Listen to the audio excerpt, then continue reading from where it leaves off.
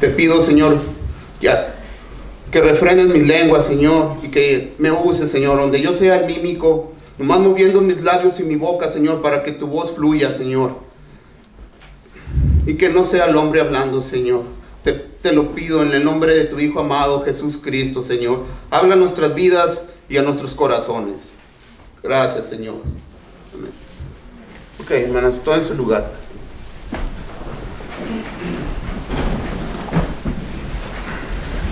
Le doy el título de esta predicación. Se llama Un linaje real y un pueblo que no era pueblo. Veamos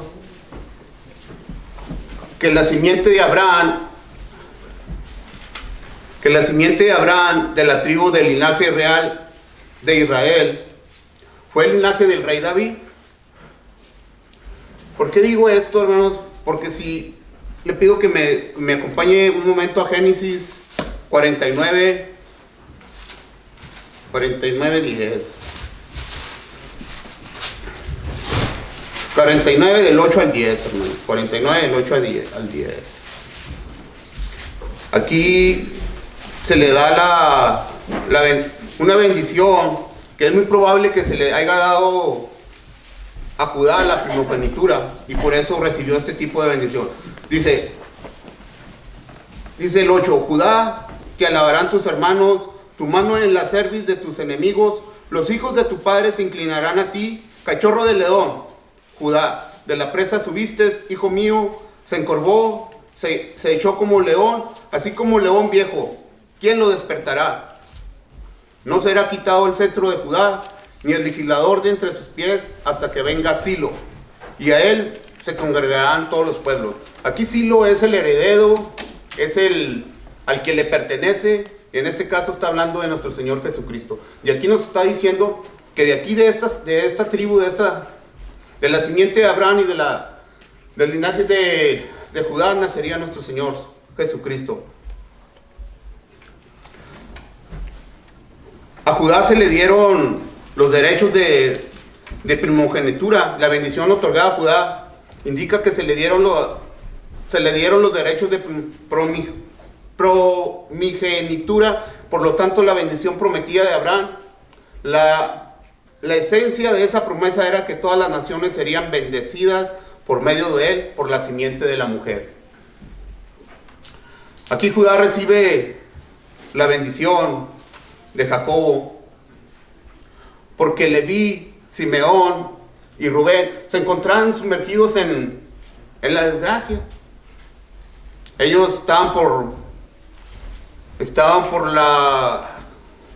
por el incesto, y la desgracia, están sumergidos ellos. Entonces aquí el que podría escalar a la primogenitura sería Judá, pero Judá no lo entendía así, de esa manera. Judá era una persona que tenía un corazón rebelde, duro. Le voy a pedir que me acompañen a Génesis 38, y ahí nos vamos a estancar. Ahí comenzará la historia, una historia que para muchos quizás es una historia llena de maldad. Pero vamos a ver qué es lo que el Señor nos quiere enseñar con esto.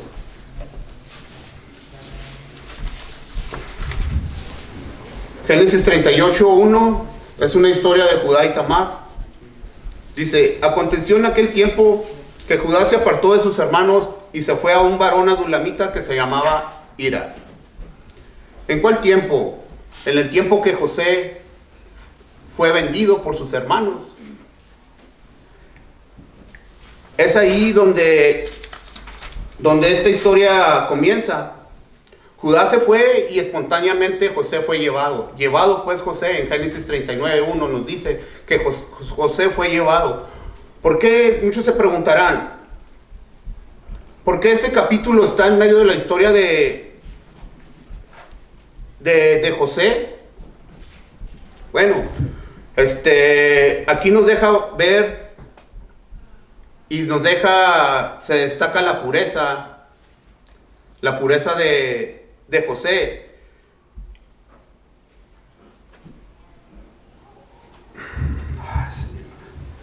Se destaca la pureza de José. José fue obediente a Dios.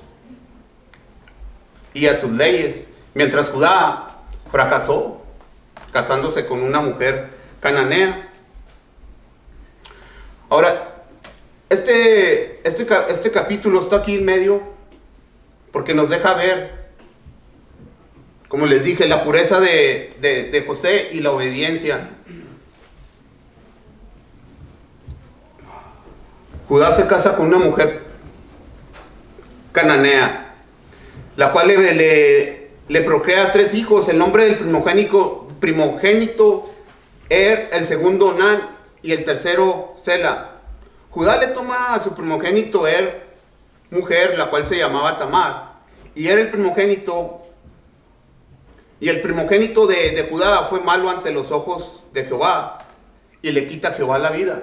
Nosotros no sabemos, la Biblia no nos deja ver por qué Jehová le quitó la vida. Sí. Entonces Judá le dice a su segundo hijo: llégate a la mujer de tu hermano y despósate con ella, y levanta de descendencia a tu hermano.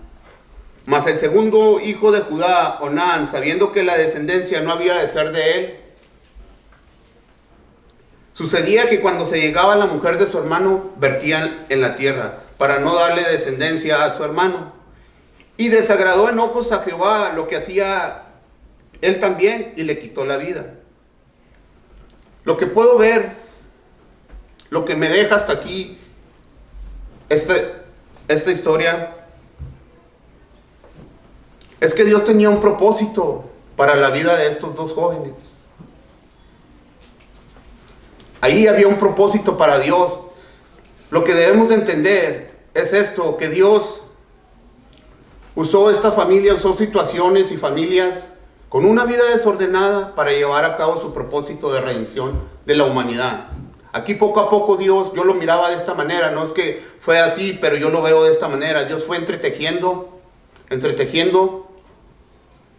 pueblo que no era pueblo con el pueblo suyo, y aparte fue relacionando, fue metiendo poco a poco la relación del pecado, fue metiendo el pecado para que tuviera una relación con Cristo. Sí,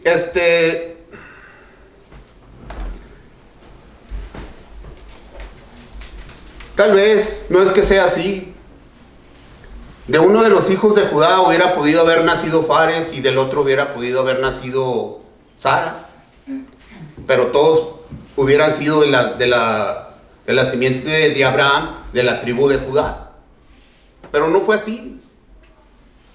Ellos no hicieron lo bueno delante de Dios, y Dios les quitó la vida. No estoy diciendo que haya sido por eso, pero Dios se complace en la obediencia, y eso es algo que me gustaría que anotaran: la obediencia. Dios se complace con la obediencia. A Dios no le gustan las excusas. Cuando Dios habla hay que obedecer, nada más. Dios no quiere que busquemos miles de pretextos. A Dios no le gustan los pretextos. Ellos fueron malos ante los ojos de Dios, probablemente por lo que les acabo de decir. Dios tenía un propósito en su plan de redención de la humanidad. Ellos no lo estaban haciendo, no estaban haciendo lo correcto. Ellos estaban haciendo lo contrario de lo que Dios les había permitido hacer. Ahora, Judá se lo da a su segundo hijo, a Tamar, conforme a la ley del levirato, que está en Deuteronomio 25, 5 al 10.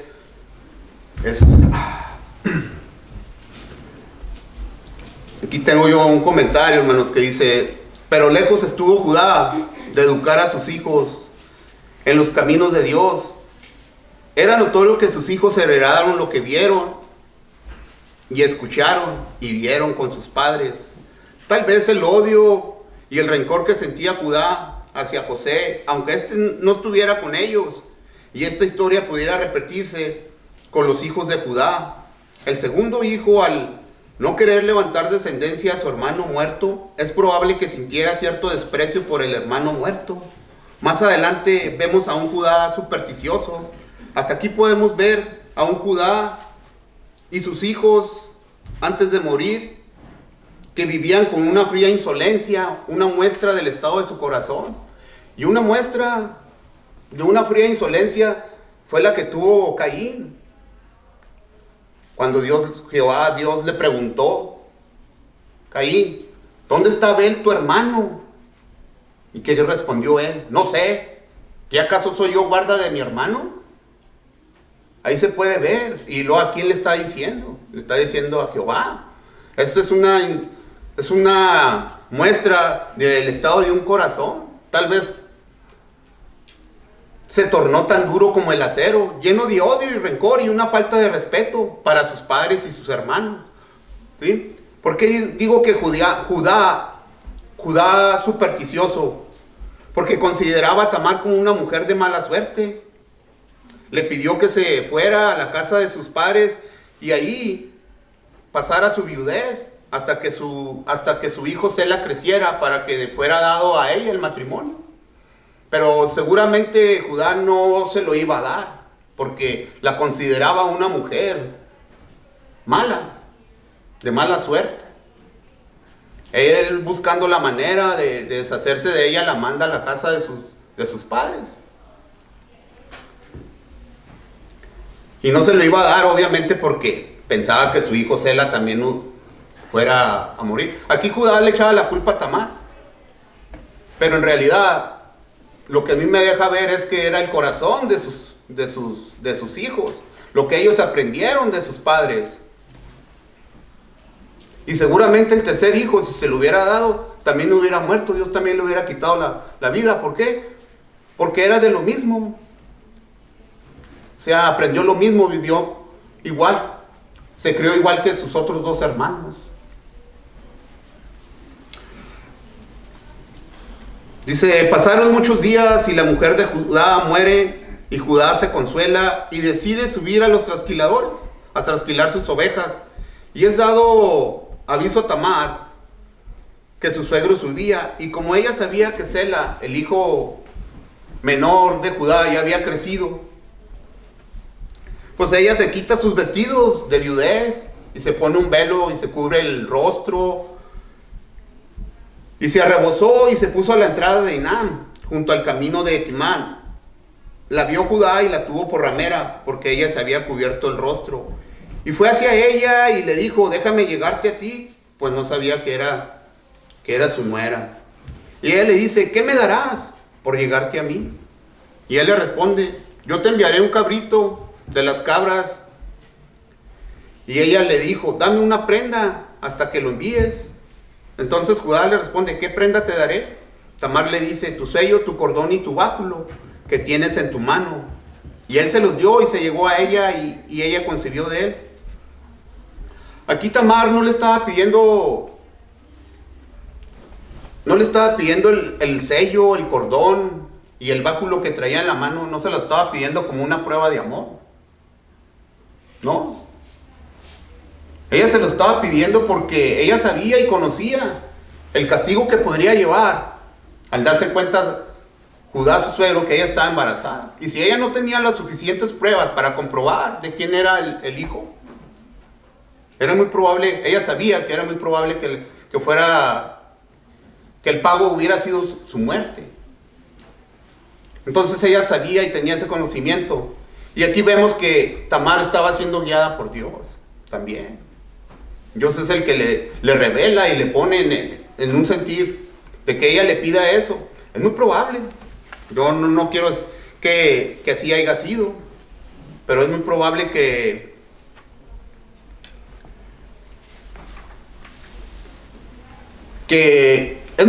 así haya sido. ¿Por qué? ¿Por qué le pidió el cordón, el sello? ¿Qué tenían que ver? O sea, es muy probable que... Bueno, déjame le digo aquí un comentario. En el antiguo cercano oriente, un hombre importante se llevaba contratos con el anillo cilíndrico, que llevaba colgado del cuello por medio de un cordón. Que le pidiera el báculo significa que también tenía suficientes marcas o signos que lo identificaban. Era muy fácil que al momento de que se diera cuenta Judá, era muy fácil para ella mostrarle el báculo, el anillo y el cordón, y él los iba a reconocer. Entonces ella lo sabía. O sea, esto ella se lo estaba pidiendo porque, no por, como le dije ahorita, no por una prueba de amor, no para después regresárselos. No, con Tamar y Judá, no. Sino que ella aquí sabía, esto es como decimos en el mundo, ella tenía los pelos de la burra en la mano, para en caso de un problema ella pudiera defenderse. En la costumbre de usar 3 piezas de identificación están atestiguadas en la literatura ugarita, cananea, que es donde Judá pudo haber aprendido esto, de usar 3 tipos de identificaciones. Al cabo de 3 meses, continuó con la historia, hermanos. Al cabo de 3 meses es dado aviso a Judá que su nuera Tamar está embarazada, y Judá manda decir, sacadla y que sea quemada. Este es el castigo que ella sabía que era muy probable que le fuera a pasar si ella no comprobaba de quién estaba embarazada. Pero ella, cuando la sacaban, mandó decir a su suegro, del varón cuyas son estas cosas estoy encinta, y mirar ahora de quién son estas cosas, el sello, el cordón y el báculo. Entonces Judá la reconoció y dijo, más justa, y ella la reconoció y dijo, más justa es ella que yo, por cuanto no le he dado a Sela mi hijo, y nunca más la conoció. Esto no era una alabanza por el carácter moral, la fe de ella, sino un elogio por parte de Judá por su atención a los derechos de la herencia de su línea familiar. Judá sabía, ella anhelaba tener un hijo, ella deseaba tener descendencia y familia. Ella sabía que si no lo hacía así, era muy probable que en el antiguo tiempo una mujer que no tenía descendencias era muy fácil que pasara desapercibida, fuera borrada de los libros de Israel. Entonces ella lo sabía, y ella a toda costa ella deseaba tener un hijo. Ella fue obediente, ella esperó, ella confió. ¿Por qué le digo esto? Porque Tamar recurre a una excusa para obtener su derecho de herencia de su difunto esposo con Judá su suegro. Con ello puede que fuese influenciada por prácticas de la herencia que incluyen pecaminosamente al suegro en el matrimonio levirato, en ausencia de hijos que lo llevaran a cabo.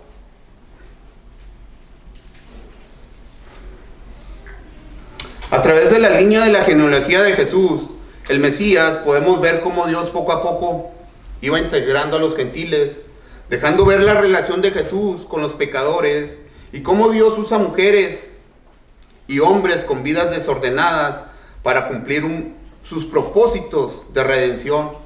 Dios no solo usa familias y situaciones humanas, Él se une a las familias a través de Jesús.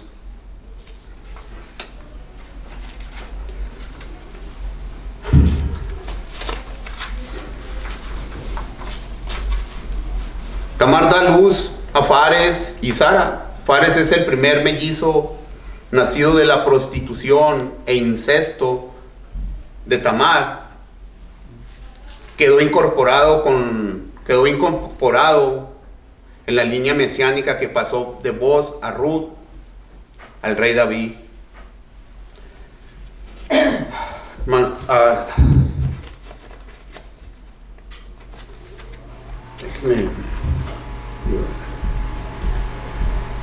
Esto es aquí, y aquí comienza a entretejerse, y poco a poco Dios nos va integrando. Y esto yo lo miraba así como cuando alguien hace una trenza o algo. Así yo puedo ver esto, que Dios nos fue mezclando. Y Dios usó personas que no eran de su pueblo. No nomás usó personas y familias que fueran del pueblo hebreo, no. Hay otra historia que está en en Josué capítulo 2. Es una historia del pueblo de Israel cuando Josué envía espías a Jericó. También otra de las mujeres que Dios usó en su plan de redención fue a Rahab, la ramera.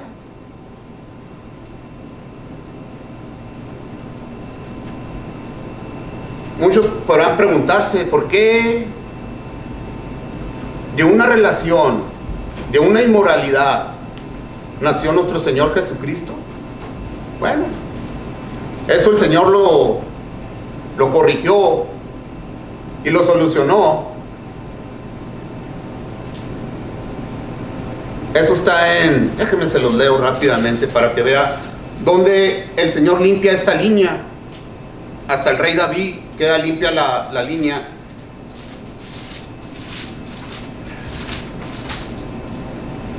Los excluidos de la congregación, dice en Deuteronomio 23:1, no entrará en la congregación de Jehová el que tenga mayugados los testículos o amputados su miembro viril. No entrará bastardo en la congregación de Jehová, ni hasta la 10ª generación. No entrará en la congregación de Jehová. No entrará amonita ni moabita en la congregación de Jehová, ni hasta la 10ª generación de ellos no entrarán en la congregación de Jehová para siempre. Aquí no era que estuvieran excluidos, los demás pueblos no estuvieran excluidos, se mezclaron los pueblos. No era que ellos no pudieran adorar, lo que pasa es que ellos no podían servir directamente, pero en adoración y alabanza a ellos se les permitía hacer esto. Aquí la línea queda limpia hasta la 10ª generación. Si usted cuenta las generaciones desde Fares hasta Isaí, son 10 generaciones. Aquí el Señor resuelve este problema de este incidente de Fares con Tamar. Aquí queda limpia la línea. Del rey David en adelante la línea ya está limpia. Ya no hay delito que perseguir. Aquí ya el Señor limpia, el Señor resuelve este problema rápidamente. Aquí está ya no hay más problema. El Señor lo tenía todo planeado, el Señor todo estaba ya diseñado para esto. Josué capítulo 2. Permítanme tantito, porque no soy muy diestro con la espada. Antes manejaba más la espada cibernética, esa sí era facilito para mí, pero manejar esta espada no es fácil. No es fácil. Y déjeme le digo, mire, es muy fácil saber cuando se ha usado la espada o no se ha usado la espada. No me estoy gloriando, ni tampoco estoy diciéndolo nada. Más simplemente es un comentario de mi parte. Es muy fácil saber quién lee Biblia y quién no lee Biblia. Porque cuando yo compré esta Biblia, daba 2 vueltas de Génesis y estaba en el Apocalipsis. Estaban las hojas pegadas. No sabía usar. A mí sí me decían, a ver, búscame Juan, primera de Juan. No, pues, tenía que irme hoja por hoja porque yo no la sabía usar. Ahorita no digo que soy muy diestro con ella, pero cuando menos ya no batallo tanto. Ahí se los digo para bajar un poquito los nervios que traigo de mis hermanos.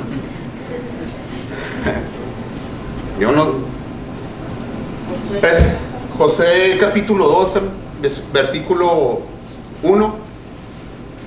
Bueno, ese es el capítulo 2. Yo le voy a narrar la historia del capítulo 2. No se la voy a leer, nomás se la voy a narrar. Lo voy a decir algo nomás para llegar al punto donde quiero llegar. Y le leo y le digo: otra mujer que usó Dios en su plan redentor, que no era de su pueblo, fue Rahab la ramera. El escritor de Hebreos nos dice que por la fe de Rahab, la ramera no pereció juntamente con los desobedientes, habiendo recibido a los espías en paz. Rahab no solo tuvo fe, sino que fue obediente a lo que aquellos hombres le dijeron que hiciera ella. ¿Qué fue lo que aquellos hombres le dijeron? ¿Por qué hablo de estos 2 hombres? Bueno, en este tiempo, en el capítulo 2, se nos dice, yo tengo aquí un título que dice: Josué envía espías a Jericó. José envió a 2 espías a Jericó a reconocer la tierra y la ciudad de Jericó.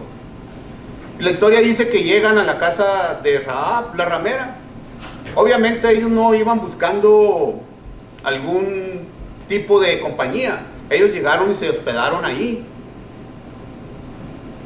Era más fácil de reconocer la ciudad y la tierra desde ese lugar, porque Rahab vivía en el muro. Entonces dice la historia que dan aviso al rey de Jericó, que 2 hombres que fueron a espiar la tierra habían entrado, y lo primero que hacen ellos es ir a la casa de Rahab y preguntar por ellos. ¿Dónde están los hombres que llegaron? Y ella les miente y les dice: no, sí, es verdad que vinieron unos hombres, pero ya se han ido. Antes de que oscureciera, ellos se fueron, antes de que las puertas fueran cerradas. Ir tras ellos y darles alcance. Ella ahí los engaña, pero ella ya los había ocultado. Dice que los sube a un terrado, donde ella tenía unos manojos de lino y ahí los escondió. Pero también dice que antes de que ellos se durmieran, ella subió al terrado y habló con ellos. Y les dijo, ahí para mí ella tenía una convicción y tenía una fe. Dice la escritura que la fe es por el oír, y el oír la palabra de Dios. Obviamente ella no escuchaba la palabra de Dios, pero ella escuchaba y sabía de las historias, de todo lo que Jehová había hecho con su pueblo. Y ella se las empieza a narrar. Y ella les empieza a decir: yo sé lo que Jehová su Dios ha hecho con ustedes. Sé que delante de ustedes secó el mar rojo para que ustedes pasaran. También sé lo que le hicieron a estos reyes. También sé lo que hicieron así. Y les empieza a decir todo. Les empieza a narrar. Y al final ella les pide: así como yo he hecho misericordia con ustedes, así yo les pido que ustedes hagan misericordia con la casa de mi padre. Porque sé, y reconoce ella, dice: porque sé que Jehová Dios es arriba en el cielo, es Dios, y en la tierra también. Ella estaba reconociendo a alguien que todavía no era su Dios. Él no era su Dios. Rahab no era hebrea, no era judía, no era del pueblo de Israel. Pero ella tenía una convicción y tenía una fe. Una convicción y una fe. Y también fue obediente. ¿Por qué? Porque ellos, los espías, cuando ella los descolgaba a través del muro por una cuerda, ellos habían hecho un pacto. Y ellos le dijeron a Rahab que colgara un hilo de grana en la ventana. Y ella lo hizo. Ella obedeció. ¿Por qué? No quiero decir que así fue, ¿verdad? Esa señal del roja colgada en la ventana, que haya sido al igual que para el pueblo de Israel en Egipto, de la sangre rociada en los dinteles y en el poste. No creo que esta señal haya sido igual para Rahab. No lo sé, no estoy diciendo que así sea, pero es muy probable que estos 2 hombres que Josué mandó a espiar estuvieran muy relacionados con la Pascua. ¿Por qué digo esto? Porque fue lo mismo que dijeron: cuelga este cordón en la ventana y guarda todos los tuyos dentro de tu casa, porque nosotros no somos responsables del que salga su sangre sobre su cabeza. Pero si alguno de los que están dentro de tu casa pereciere, pues la sangre de él sobre nosotros. Entonces es algo así como algo lo que pasó el pueblo de Israel en Egipto. No quiero decir que así sea, pero ella fue obediente, hermanos. No solo fue obediente, sino que tuvo fe. Tuvo fe a lo que aquellos hombres le dijeron. Ella confió, ella lo hizo. El cordón de grana en algún lugar oculto de la casa. No puso el cordón de grana en algún lugar oculto de la casa, sino en la ventana. Esto era su declaración de fe, aunque solo lo comprendieron aquellos que compartían el secreto. Rahab, por su obediencia y su fe, y la de los suyos fue librada de la muerte. Así Rahab fue llevada al campamento de Israel. Así es como Rahab pasó a ser parte del campamento de Israel. Y habitó en medio de ellos hasta el día de hoy. Hasta el día de hoy, Rahab habita en medio de ellos. Rahab engendró a Salmón. Rahab engendró de Salmón a Boz. No, le digo.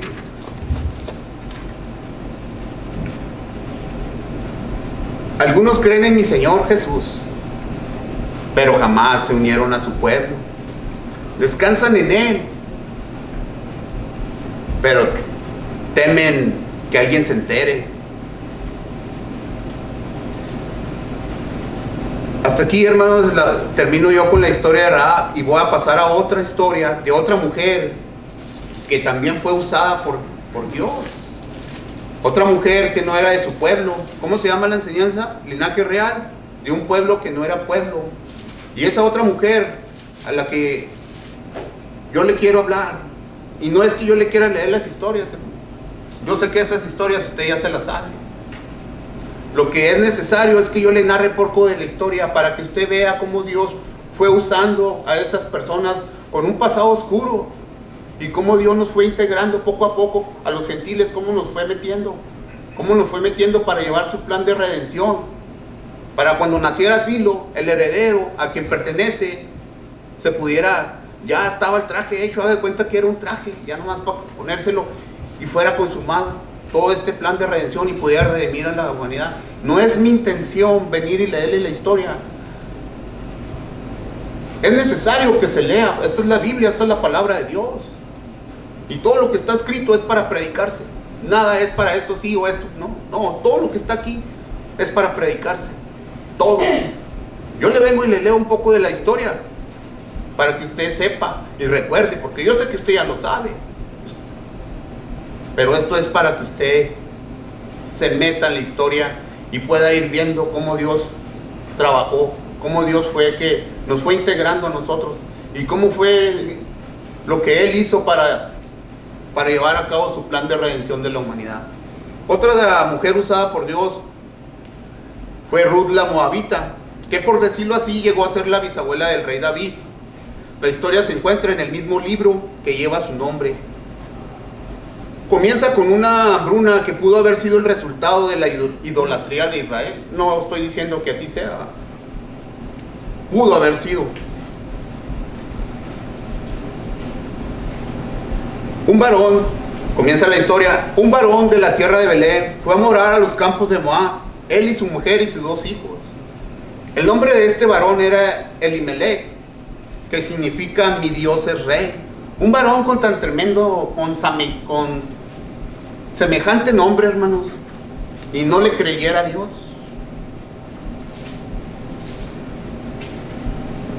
Esta familia se va de Belén a causa de la hambruna que había en ese tiempo. Belén significa la casa del pan. Qué ironía que en la casa del pan no hubiera pan. Esta familia fue perseguida por la desgracia. Fue una mala decisión de su parte. Es mejor ser pobre en el pueblo de Dios que próspero fuera de la tierra del pacto. Muere Elimelech y los 2 hijos toman mujeres moabitas, las cuales una se llamaba Orfa y el de la otra Ruth. Dice la historia que aquí ellos habitaron 10 años. Era muy probable que ellos no pensaran quedarse mucho tiempo cuando emigraron. Así como muchos de nosotros emigramos de nuestros países de origen, tal vez la mayoría no pensábamos quedarnos mucho tiempo. Yo nomás venía por 1 año aquí a este país, hermano. Ahorita ya casi voy a llevar 7 años, tengo 6 años aquí. Ya mis hijas ya se casaron. Y yo nomás venía por 1 año.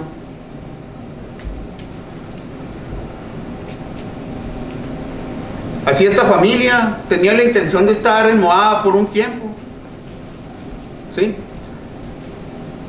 Tal como los creyentes que caen en la conformidad mundana, cuando quieren hacerlo solo una vez,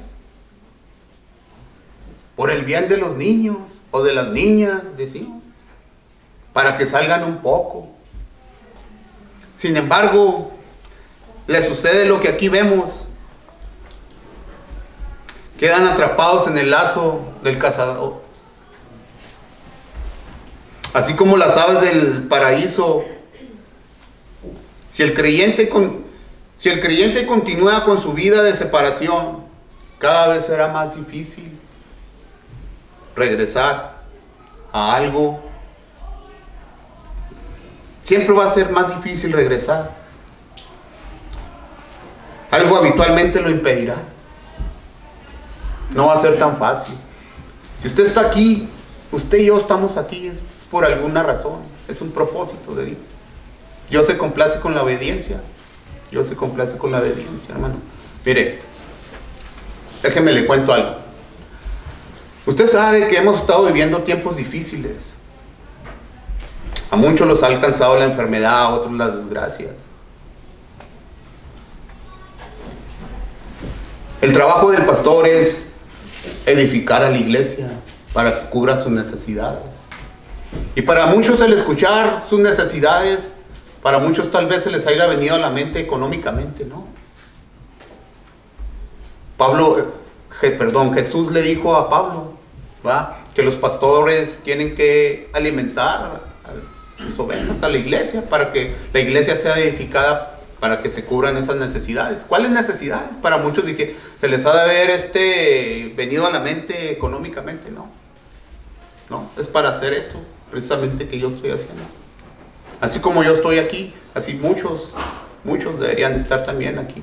Es difícil, yo tiemblo, me da miedo, pero solo los valientes arrebatarán el reino de los cielos. Eso sí se lo digo. Mire, ¿por qué Dios se complace en la obediencia? Usted ya le expliqué, ¿va?, que estamos viviendo tiempos difíciles. Mire, a muchos los alcanzó ya la enfermedad. El pastor también fue alcanzado. ¿Qué pasó? Pues había necesidad. Servidores también fueron alcanzados por la enfermedad.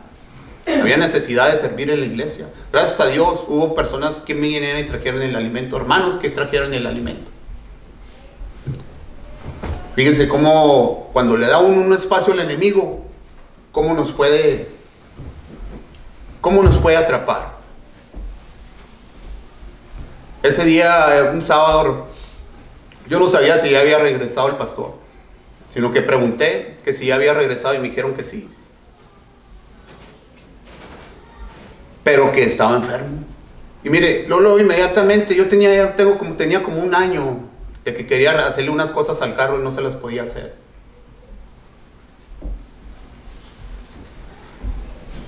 En casa de herrero, cuchillo de palo, ¿eh? Y ese sábado pensaba hacerlo, pero cuando me di cuenta que estaba enfermo, pues dije, no, ¿para qué vamos? No van a ir, luego, no van a ir, mejor empiezo hoy y termino mañana, o sea, el domingo. Y así, mi esposa me decía, no, vamos a ir. No, pues ¿cómo así? Pues que no, yo tengo que terminar el carro. No, vamos a ir. No. Yo estaba que no. Mire, de repente me empezó a doler la cabeza, empezó a doler el pecho. Ya me sentía yo mal. Yo ya no sabía qué. Yo ya traía todas las enfermedades encima. Después de andar bien, el enemigo empezó a meterme ese desánimo. No, yo me sentía malísimo me sentía. Mire, llegué a la casa y luego me tomé una pastilla y luego me fui y me senté en la cama porque ya me iba a acostar, porque yo ya me sentía mal. Yo ya tenía mis planes hechos de no venir el domingo a la iglesia.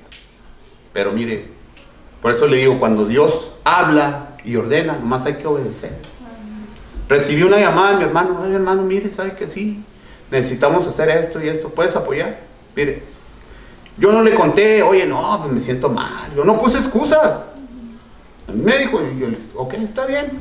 ¿Lo puedes hacer o no lo puedes hacer? Claro, sí lo puedo hacer. Yo vine y serví el domingo. Yo hice lo que tenía que hacer. Obedecí. Yo no puse padre. No, pretexto. No, es que no, me siento mal. No. Yo vine y hice lo que tenía que hacer. Así es. Cuando uno tiene que servir, cuando el Señor le manda a uno, cuando el Señor le ordena hacer una cosa, uno solamente tiene que obedecer. No tiene uno que poner pretextos. Y yo vine y lo hice y no me estoy gloriando, hermano, porque este es un testimonio que yo le puedo dar. Para muchos los testimonios de uno son como estarse uno gloriando. No. Aunque le voy a decir otra cosa, mi testimonio no le va a servir a usted de nada, aunque yo me pare aquí, venga y le diga mi testimonio de lo que Cristo ha hecho en mi vida, a usted no le va a servir de nada. Usted tiene que formarse su propio testimonio. Usted tiene que hacerlo. Ese testimonio usted se lo tiene que formar con su relación con Cristo y en su caminar y en lo que el Señor va a hacer con usted, porque esto es personal, no es en grupo. No, cada quien. Yo no puedo decir que lo que a mí el Señor, de la manera que conmigo trabaja, va a ser igual que el de usted o el de mi Señor. No. Aquí es diferente todo.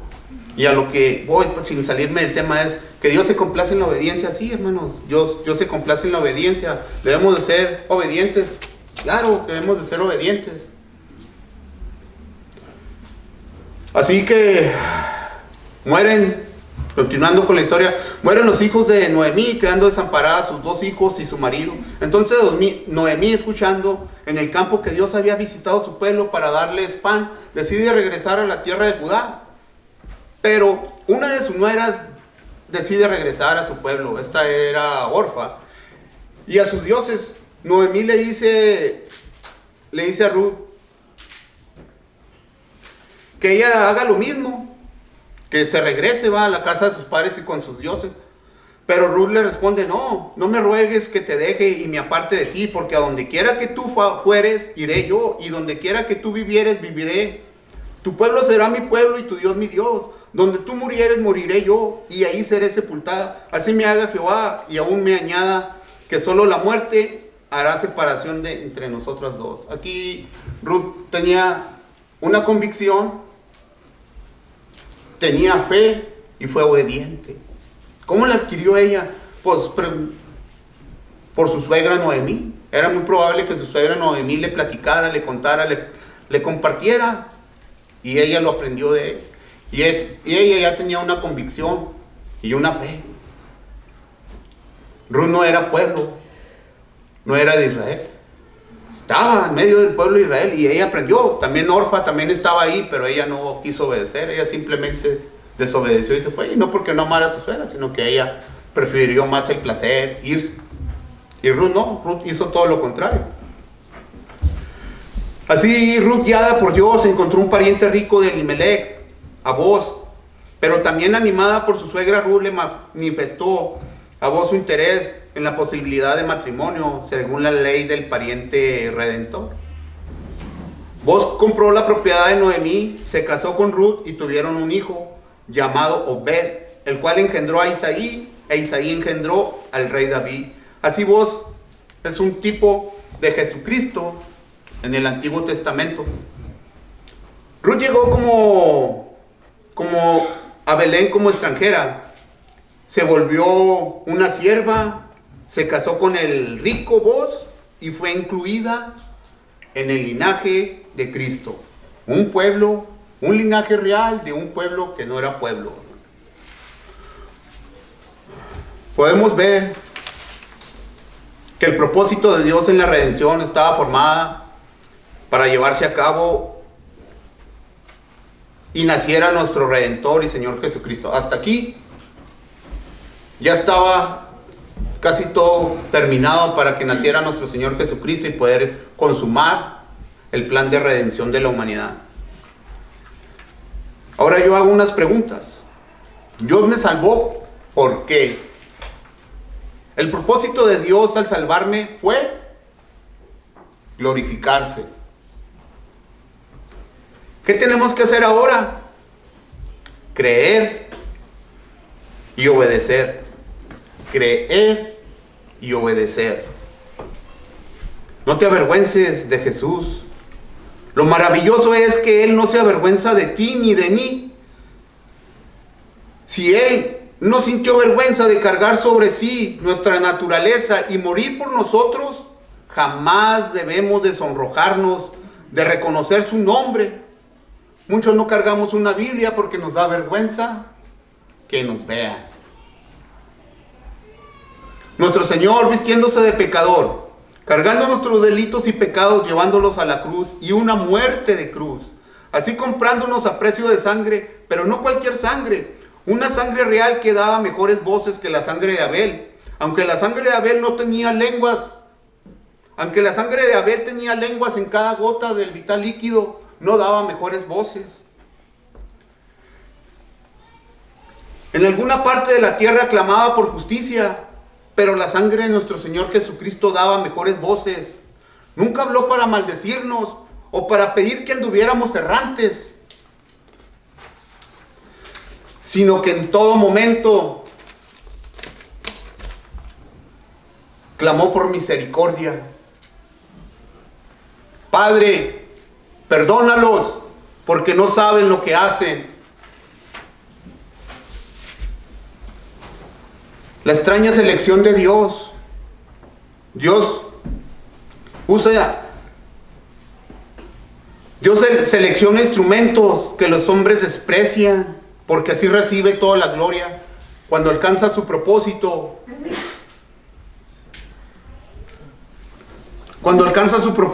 por su medio, sino que lo necio escogió Dios.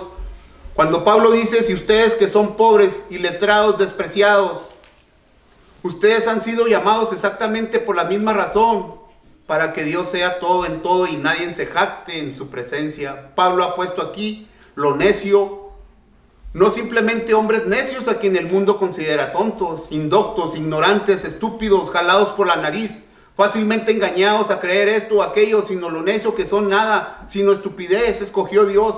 No son meramente hombres débiles, sino que el mundo los considera cosas débiles. Que un sabio avergüence a otro sabio es algo notable. Que un sabio avergüence a un necio, cosa fácil. Pero que un necio avergüence a un sabio, dedo de Dios es esto. Ok, hermanos, yo aquí concluyo, hermanos, con esta oración y no sin antes dándole las gracias, hermano. Gracias, Padre, por hablar en nuestras vidas, por la vida oscura de estas personas, Señor. Te pido, Señor, que nos permitas guardarla en las profundidades de nuestro corazón, para que podamos ver nosotros, Señor, cómo tú puedes, de una simple vida, Señor, cómo puedes usarla tú para tu gloria, Señor. Gracias, Señor, por permitirnos este tiempo juntos. Gracias te doy, Señor, en el nombre de tu Hijo amado, Jesús Cristo. Amén y amén. Gracias, hermano.